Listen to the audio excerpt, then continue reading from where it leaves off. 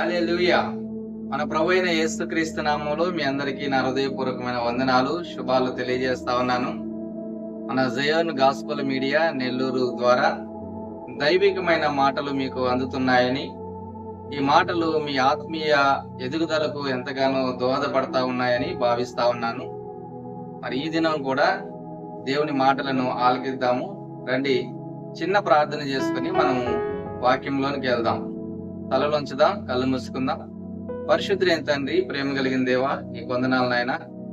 ఈ దినాన ఈ సమయాన్ని మాకు ఇచ్చినందుకే వందనాలు. నీ వాక్యం చేత దేవానైనా మీరు మాతో మాట్లాడండి, మమ్మల్ని బలపరచండి, మమ్మల్ని గురిగొల్పండి. దేవనైనా మమ్మల్ని ఆత్మీయంగా ఎదుగుదల మాకు వచ్చేటట్లుగా నడిపించమని వేడుకుంటూ యేసుక్రీస్తు నామములో ప్రార్థిస్తున్నాను తండ్రి, ఆమేన్. ఓకే, ఈ దినాన ఎస్తేరు గ్రంథంలోని ఎస్తేరు గారి గురించి కొన్ని మాటలను చూసుకొని, దేవుడు ఎస్తేరు ద్వారా నీతో నాతో ఏమి మాట్లాడదలిచాడో ఆ మాటలను ఒకసారి మనము ఆలకిద్దాము. ఎస్తేరు గారి గురించి మనం చూస్తే, ఎస్తేరు చిన్నతనంలోనే తల్లిదండ్రులను కోల్పోయినదిగా, అనాథగా మారిన పరిస్థితిని మనం చూస్తా ఉన్నాము. తదుపరి మొర్దెకై ఎస్తేరును పెంచుకోవడం మనం చూస్తా ఉన్నాము. మనం చూస్తే ఎస్తేరు గ్రంథము 2వ అధ్యాయము 7వ వచనంలో ఒక మాట రాయబడతా ఉంది. తన పినతండ్రి కుమార్తె అయిన హదస్సాను ఎస్తేరు తల్లిదండ్రులు లేనిదై ఉండగా అతడు ఆమెను పెంచుకొనెను. ఎవరు అంటే మొర్దెకై తనను పెంచుకోవడానికి ఇష్టపడతా ఉన్నాడు. ఇదే 2వ అధ్యాయము 15వ వచనంలో మనం చూస్తే, మొర్దెకై తన కుమార్తెగా స్వీకరించుకున్న తన పినతండ్రి అయిన అబీహాయిలు కుమార్తె ఎస్తేరు అని రాయబడతా ఉంది. కాబట్టి ఎస్తేరుకు తల్లిదండ్రులు లేరు, చనిపోయారు. మొర్దెకై తనను చిన్నతనం నుంచే పెంచుతా ఉన్నాడు, కుమార్తెగా స్వీకరించి. ఆ రీతిగా తనని ఎంతో చక్కగా అల్లారు ముద్దుగా పెంచాడు, పెద్ద చేశాడు. ఎస్తేరు సహజ సిద్ధంగానే తన మంచి రూపవతి, సౌందర్యవతి కావడం వలన చాలా చక్కగా ఎదుగుతా ఉంది. అయితే వస్తి అనే రాణి రాజు ఆజ్ఞను అతిక్రమించడం వలన రాజు వస్తిని రాణిగా తిరస్కరించి ఆ రాణి ప్లేసులో రాణిని ఏర్పరచుకోవడం కోసం ఆ రాజ్యములో ఉన్న అందమైన రూపవతులను, సుందరవతులను, కన్యకలుగా ఉంటున్న వారిని పోగు చేయమని ఆజ్ఞ ఇచ్చాడు. అలాగా అనేక మంది కన్యకలు, చాలా అందంగా ఉన్నవారు, సౌందర్యవంతులు పోగు చేయబడ్డారు. ఆ గుంపులోనే ఎస్తేరును కూడా వారు చేర్చడం జరిగింది. ఆ రీతిగా ఎస్తేరు ఆ గుంపులో చేర్చబడ్డది. దాని తరువాత రాజు సముఖమందు నిలబెట్టడం కోసము తగుమాత్రపు అలంకరణ చేత అలంకరింపబడినదై చాలా రూపవతి, సౌందర్యవతి కాబట్టి రాజు సముఖములో నిలబడ్డది. అయితే అంత మాత్రం చేత ఆమె ఎన్నుకోబడుతుందా అంటే అది ఎంత మాత్రం కాదు. దేవుడు రాజుగారికి ఎస్తేరు పట్ల దయాదాక్షిణ్యములు కలిగే విధంగా చేశాడు. అలా చేయబట్టి రాజుగారు రాణిగా ఎస్తేరుని ఎన్నుకుంటా ఉన్నారు. ఈ మాట మనం చూస్తే 17వ వచనము, అనగా ఎస్తేరు గ్రంథము 2వ అధ్యాయము 17వ వచనంలో, స్త్రీలందరికంటే రాజు ఎస్తేరును ప్రేమించెను, కన్యకలందరికంటే ఆమె అతని వలన దయాదాక్షిణ్యములు పొందెను అన్న మాటను మనం చూస్తా ఉన్నాం. రాజు రాణిగా ఎస్తేరును ఎన్నుకున్నాడు. చాలా చక్కగా రాణిగా తను మార్చబడ్డది. రాణిగా తగు హోదాను తను అనుభవిస్తా ఉంది. అలాంటి పరిస్థితుల్లో రాజు నగరమందు పనిచేస్తూ ఉన్న హామాను అనే ఒక వ్యక్తి, మొర్దెకయి అలాగే యూదులు తనకు నమస్కారం చేయటం లేదని వారి పట్ల కుట్ర పన్ని ఎలాగైనా సరే మొర్దెకయిని అతనితో పాటు యూదులందరినీ కూడా నాశనం చేయాలని రాజుగారి చేత కుట్రపూరితంగా ఒక ఆజ్ఞను సిద్ధం చేసుకున్నాడు. దానికి ఒక సమయాన్ని పెట్టుకున్నాడు. చాలా భయంకరము. యూదులందరికీ కూడా ఎంతో ప్రాణాపాయ పరిస్థితి సంభవించబోతా ఉంది. అంతగా హామాను కుట్ర పన్నాడు. ఈ విషయం తెలుసుకున్న మొర్దెకై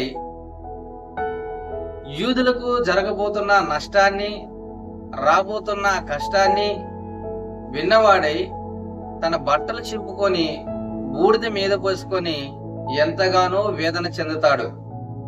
అయితే ఆ విషయాన్ని రాజు నగరములో ఉన్న రాణి అయిన ఎస్తేరుకు వర్తమానం ద్వారా పంపుతాడు. ఎలాగైనా సరే యూదులను తప్పించాలని, వారిని రక్షించాలని, తను చేయాల్సిన ప్రయత్నం తను చేయాలని మొర్దెకై ఎస్తేరుకి వర్తమానాన్ని పంపితే, రాజు సముఖములోనికి రాజు ఆజ్ఞ లేనిదే ఎవ్వరు కూడా వెళ్ళకూడదు. ఒకవేళ వెళితే ఎంతో ఇబ్బంది, రాజు శిక్షిస్తాడు. కాబట్టి రాణి అయిన ఎస్తేరు టైం తీసుకుంటా ఉంది, ఆలోచన చేస్తా ఉంది. టైం వృధా అయిపోతా ఉంది, సమయం దగ్గర పడతా ఉంది. మొర్దెకై రోజు కూడా రాజు కోట దగ్గరకు వచ్చి చూస్తా ఉన్నాడు. ఎస్తేరు దగ్గర నుంచి సరైన రెస్పాన్స్ రావట్లేదు. వెంటనే మొర్దెకైకి ఒక కోపం వచ్చింది. గద్దింపుతో కూడిన ఒక హెచ్చరికను, వర్తమానాన్ని ఎస్తేరుకు పంపుతా ఉన్నాడు. ఆ మాట మనం గమనిద్దాం.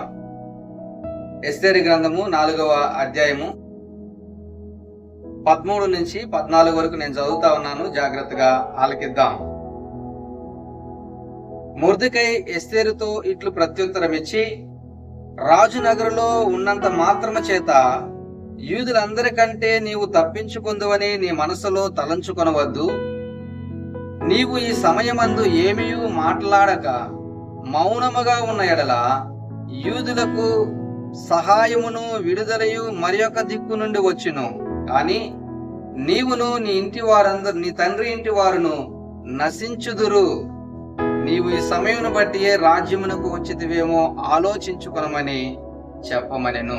ఒక మంచి వర్తమానాన్ని పంపుతా ఉన్నాడు. ఎలాంటి వర్తమానం? గద్దింపుతో కూడినది, హెచ్చరికతో కూడినది. ఎస్తేరు, నువ్వు రాజు నగరంలో ఉండి నువ్వు తప్పించుకున్నావని అనుకుంటున్నావేమో. నువ్వు ఈ సమయంలో కూడా నువ్వు ఇంకా మాట్లాడుకుంటా ఉన్నట్లయితే, మౌనంగా ఉన్నట్లయితే, దేవుడు వేరొక దిక్కు నుంచి మాకు సహాయాన్ని తెప్పిస్తాడు. కానీ నీకు నీ తండ్రి ఇంటి వారు, నీవును నీ తండ్రి ఇంటి వారు నశించెదరు. గుర్తుపెట్టుకో. అసలు ఈ సమయమున నువ్వు రాణిగా అక్కడ ఉండడానికి కారణం ఇదేనేమో. ఆ మాట మరొకసారి గమనిద్దాం. నీవు ఈ సమయమును బట్టి రాజ్యమునకు వచ్చితివేమో.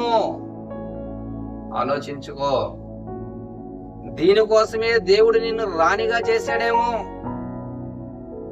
నీ ప్రజలకు కలగబోతున్న ఆ భయంకరమైన కష్టము, నష్టము నుంచి తప్పించడం కోసమే దేవుడు నిన్ను రాణిగా పెట్టాడేమో ఈ సమయానికి. ఆలోచన చేయి. ప్రియమైన సహోదరుడా, సహోదరి, ఎప్పుడైతే మొర్దెకై గద్దింపుతో కూడిన, హెచ్చరికతో కూడిన వర్తమానాన్ని పంపాడో, ఎస్తేరు ఆలోచనలో పడ్డది. అవును కదా, అనాథగా ఉంటున్న నన్ను అందలమెక్కించాడు దేవుడు. ఇందుకోసమేనేమో. అయ్యో, నేను ఎంత నిర్లక్ష్యంగా ఉన్నాను, ఎంత బాధ్యతాయుతంగా ఉన్నాను. లేదు, నేను ఒక నిర్ణయం తీసుకోవాల్సిందే, నా ప్రజల పక్షాన నేను నిలబడాల్సిందే అని అప్పుడు ఒక చలనం కలిగి ఒక నిర్ణయం తీసుకున్నది. వెంటనే మొర్దెకైకి ఒక వర్తమానాన్ని పంపుతుంది. ఏమని పంపుతా ఉంది అని మనం చూస్తే 16వ వచనంలో ఉంటది. నీవు పోయి షూషనునందు కనబడిన యూదులందరినీ సమాజ మందిరమునకు సమకూర్చి నా నిమిత్తము ఉపవాసం ఉండి 3 దినములు అన్నపానములు చేయకుండుడి. నేనును నా పనికత్తులను కూడా ఉపవాసం ఉందుము.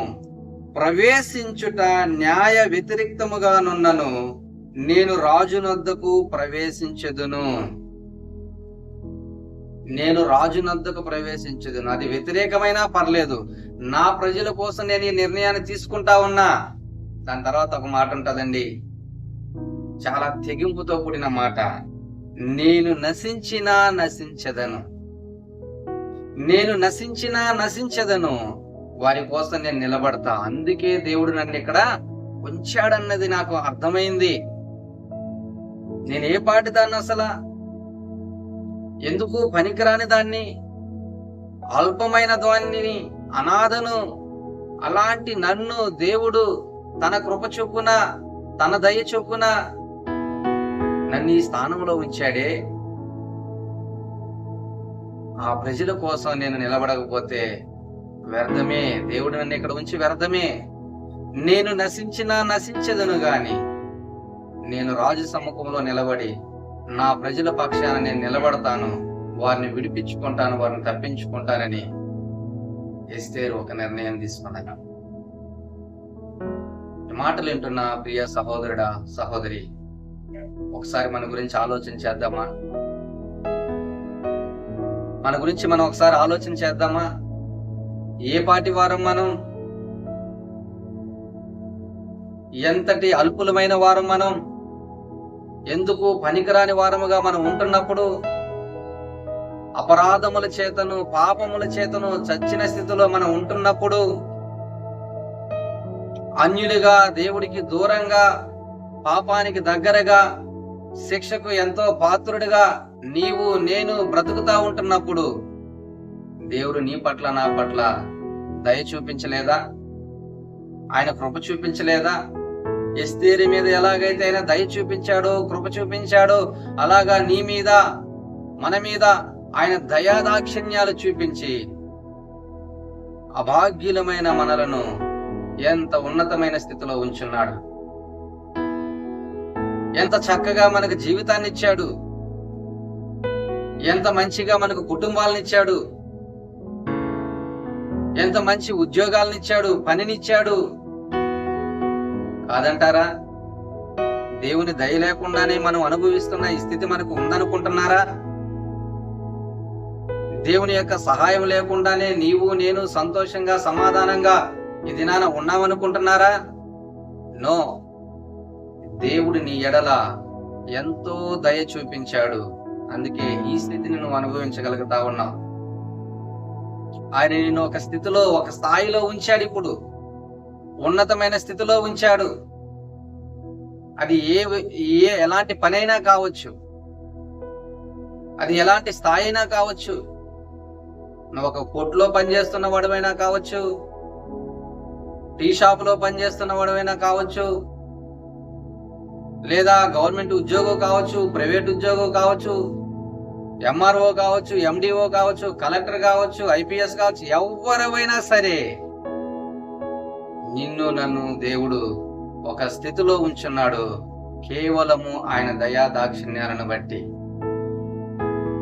అయితే ఇక్కడ ఆలోచన చేయాల్సింది ఏంటంటే, ఎస్తేరు లాగా మనం కూడా దేవుడు మనకు అప్పచెప్పిన బాధ్యతలను మరిచి ఉన్నామేమో, లేదా దేవుడు మనకు అప్పగించిన బాధ్యతల విషయంలో నిర్లక్ష్యం వహిస్తున్నామేమో, తర్వాత చూద్దాం, తర్వాత చూద్దాం, తర్వాత చూద్దామని. సహోదరుడా, సమయం ఆసన్నమైనది, సమయం ఆసన్నమైనది. నశించిపోతున్న అనేక మంది మన కళ్ళెదురుగా తిరుగుతూ ఉన్నారు. నాశనం వైపుకు వారు పరుగులు తీస్తా ఉన్నారు. మౌనంగా ఉంటావా? ఇంకా మౌనం వహిస్తావా? సువార్తను ప్రకటిస్తున్న వారి పట్ల ఎంతో అమానుషంగా ప్రవర్తిస్తున్న వారు అనేక మంది ఉంటా ఉన్నారు. నువ్వు మౌనం వహిస్తావా? సర్వలోకానికి వెళ్ళి సర్వ సృష్టికి సువార్తను ప్రకటించనని దేవుడు నీకు నాకు ఇచ్చిన ఆజ్ఞను మరచి నువ్వు ఉంటున్న స్థితిలో నువ్వు అనుభవిస్తూ విలాసవంతంగా, హాయిగా, సుఖంగా జీవిస్తున్నావా? నాకెందుకులే అని అనుకుంటున్నావేమో. సువార్త చెప్పడం ఇది పాస్టర్ల పని, లేదా ఎవాంజలిస్టుల పని, లేదా మిషనరీస్ పని, నాకెందుకు అని అనుకుంటున్నావేమో. నేను ఆ స్థాయిలో దేవుడు ఉంచింది ఎందుకో ఒకసారి నువ్వు ఆలోచన చెయ్యి. మొర్దెకై అంటున్నాడు, ఈ సమయమును బట్టి రాజ్యమునకు నీవు వచ్చితివేమో ఆలోచించుకొనుము. నువ్వెక్కడున్నా సరే, ఏం పని చేస్తున్నా సరే, దేవుని నామానికి మహిమకరంగా, అనేక మంది ప్రజలకు ఆశీర్వాదకరంగా, మాదిరికరంగా నువ్వు బ్రతకాలి. ఇది దేవుని యొక్క ఆశ. అది మరిచిపోయి దేవుడిచ్చిన ఆశీర్వాదాన్ని అనుభవిస్తూ బాధ్యతను మరిచిపోయిన స్థితిలో ఉంటున్నావేమో ఆలోచన చెయ్యి. ఆహా, ఎంత ప్రశాంతంగా ఉంది, ఎంత సంతోషంగా ఉంది, ఎంత సమాధానకరంగా నా జీవితం సాగిపోతుందని అనుకుంటున్నావేమో. దేవుడు నీకు ఇచ్చిన ప్రతి దాన్ని బట్టి ఒక దినాన్ని ఆయన లెక్క అడగబోతా ఉన్నాడు. మన లెక్కలు తేల్చబోతున్నాడు ఆయన. ఎంతగా నిన్ను అందలం ఎక్కించాడు, ఎంతగా నీకు అధికారం ఇచ్చాడు, ఆధిపత్యాన్ని ఇచ్చాడు, ఎంత మంచి జీవితాన్ని నీకు అనుగ్రహించాడు. అలాంటప్పుడు దేవా, నన్ను ఎందుకు ఈ స్థానంలో ఉంచున్నావు, నేనేం చేయాలి అని దేవుని యొక్క ఉద్దేశము, దేవుని యొక్క చిత్తము తెలుసుకొని దానికి అనుగుణంగా నడవగలుగుతున్నావా అనుకొని సరదాగా సంతోషంగా కాలయాపన చేస్తా ఉన్నావా? ఆలోచన చేయి. నువ్వెందుకేనేమో దేవుడు నిన్ను అక్కడ ఉంచున్నాడు.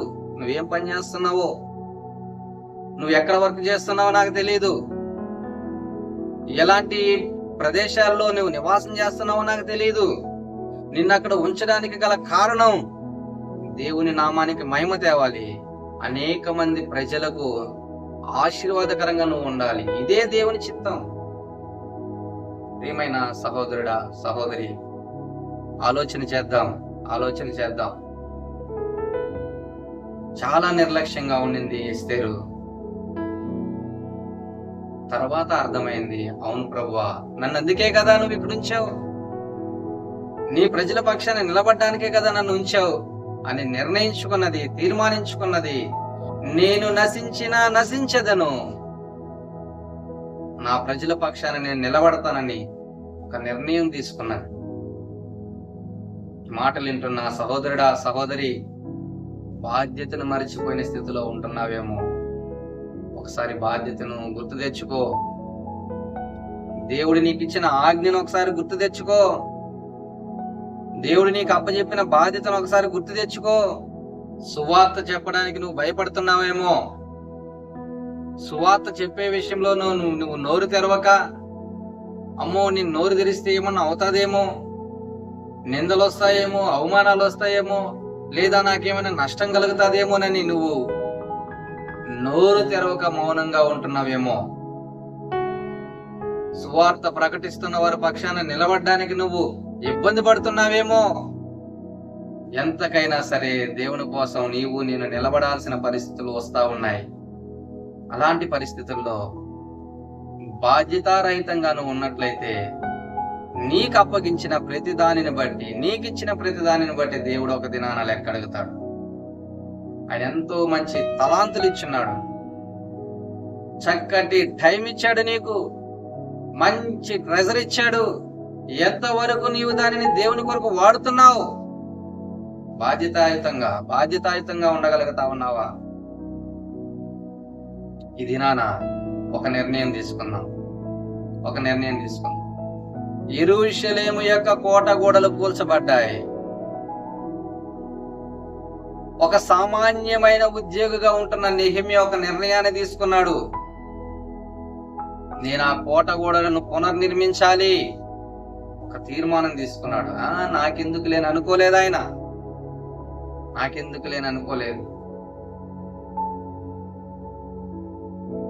5,000 మందికి పురుషులకు 5 రొట్టెలు 2 చేపలను యేసుక్రీస్తు ప్రభు పంచగలిగాడు.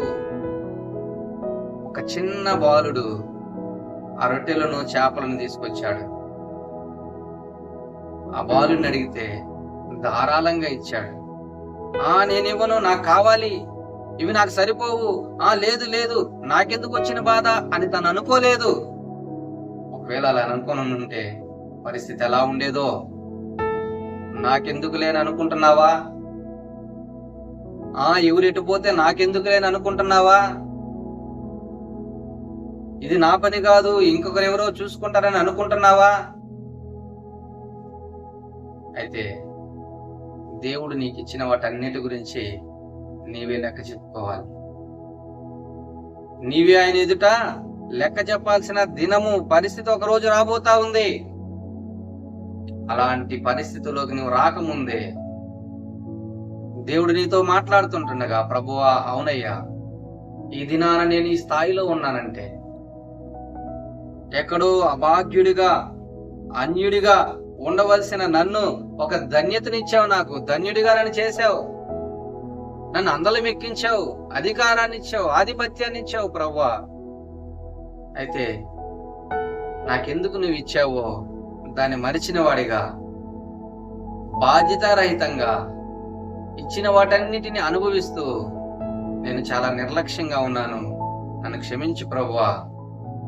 ఈ రోజు నుంచి నీ సాక్షిగా నేను బ్రతకాలి, నీ పక్షాన నేను నిలబడాలి, సువార్త పక్షాన నేను నిలబడాలి, అనేక మంది రక్షణ కొరకు నేను పాటుపడాలి అని ఒక తీర్మానం తీసుకో.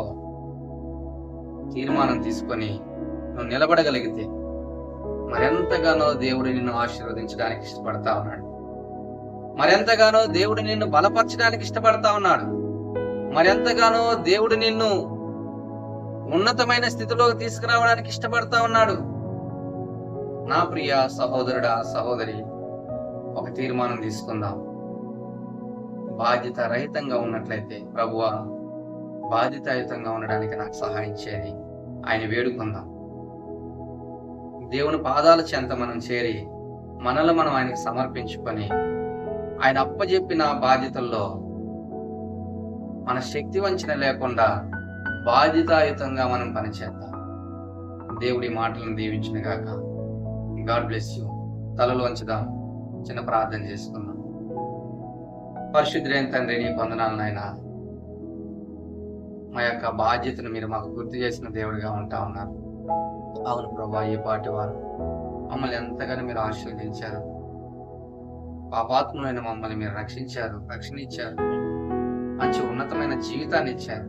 అయితే అన్నిటిని అనుభవిస్తూ నిర్లక్ష్యంగా ఉన్నామేమో ప్రభా. ఆ నిర్లక్ష్యాన్ని మేము గ్రహిస్తున్నాం, క్షమాపణ కోరుతా ఉన్నాం. బాధ్యతాయుతంగా మెలగడానికి సహాయం చేయమని వేడుకుంటూ యేసుక్రీస్తు నామములో ప్రార్థిస్తున్నాను తండ్రి. ఆమేన్. God bless you.